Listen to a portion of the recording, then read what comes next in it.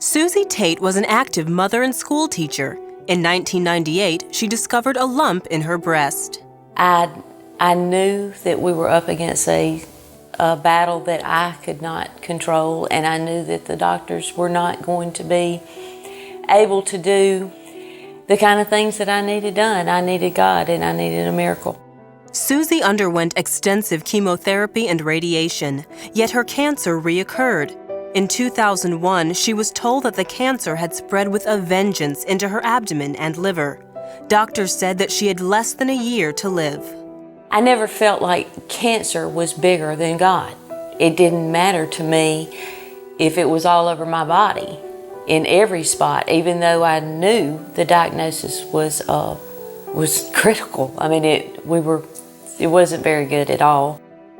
But I have never felt like that anything was out of God's hands. Susie, you have an incredibly strong faith, but did there ever come a point where you thought you were going to die? No. I never got to I did not go straight to the panic. I went straight to God. And before I could panic, I felt like He was already answering me. And of course, I am very aware that we all will die. And I was very aware. I was not in denial of what my condition was.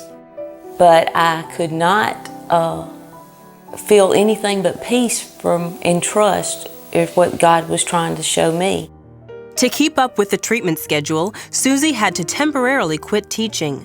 When she wasn't at the hospital, she spent her days riding horseback on her 300-acre ranch. She prayed and listened to the Lord.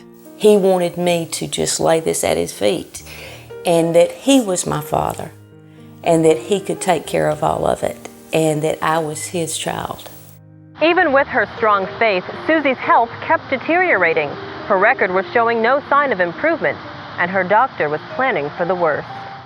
I really felt that Susie would die, that she would not survive very long. I think every oncologist who treats breast cancer patients knows that young women who have a recurrence of her breast cancer will generally not do very well. As Susie drove home from her doctor's appointment, she contemplated her dismal prognosis. Then, her thoughts turned to her daughter, Jackie. Susie knew that without a miracle, she wouldn't be around to raise her only child. Susie was not ready to die. She regularly listened to sermons on healing. One message from CBN was called "You Will See Miracles." Susie had heard this tape before, but as she listened to it again, something incredible happened.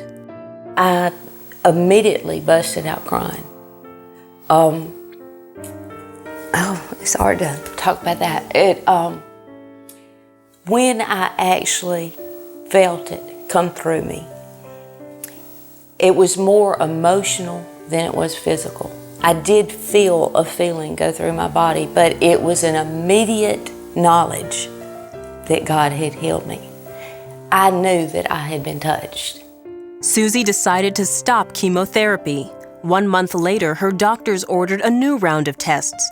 They were astounded at the results. The cancer in her lymph nodes was completely gone. Subsequent tests revealed no cancer in her body. And then when I saw her back again, I was amazed at how well she was doing. Because the last time I saw her, it had not been long since her surgery, where they had found very extensive disease in her abdomen. And I just wouldn't have dreamed that she would do as well as she had, and still does. Her attitude about her whole disease, the fact that she knows that God has healed her and that God wants her to be around for Jackie has just played a tremendous role in her being able to stay healthy and do so well. Susie's turned her talents to writing. She just published a children's book she wrote with Jackie, who's now 11. Susie says she is living proof of the healing power of God. I hope that people do not hold themselves back from expecting miracles because they don't feel like they're perfect or they don't feel like that they're worthy. None of us are perfect. Nobody is worthy, but God is our Father, and He wants the best for all His children. He wants us to come to Him first. He wants us to run to Him first, and He's there waiting on us.